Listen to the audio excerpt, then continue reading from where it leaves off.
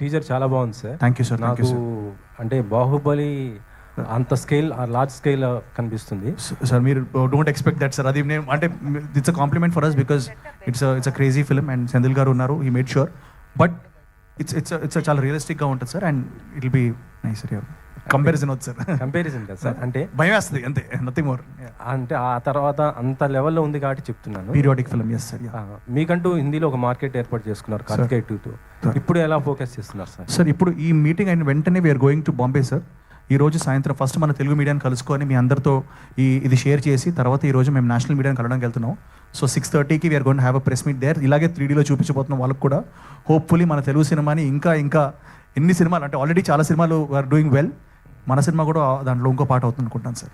నిఖిల్ గారితో అంటే ఒక మల్టీ స్టార్ అని ఎక్స్పెక్ట్ చేయొచ్చా ఎప్పుడైనా? I would love sir, I would love to. అది మీకు తెలుసు మెనీ థింగ్స్. ఇది కూడా మల్టీ స్టార్ సార్. మీరు ఆల్ దేర్. ఇది లేడీ మల్టీ, మా ఇద్దరు ఉన్నారు కాబట్టి ఓకే.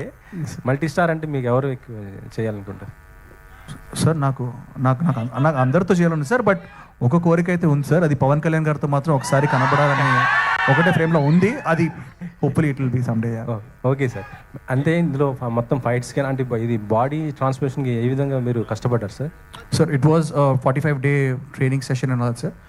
2 years మెయింటైన్ చేయాల్సి వచ్చింది. So 2 years I was in that thing, not just me, even Samyukta and everybody, all of us, even Nabha, all of us were like, in that periodic zone. ఆ ప్రపంచంలోనే కొన్ని రోజులు ఉన్నాం మేము. So సంయుక్త గారు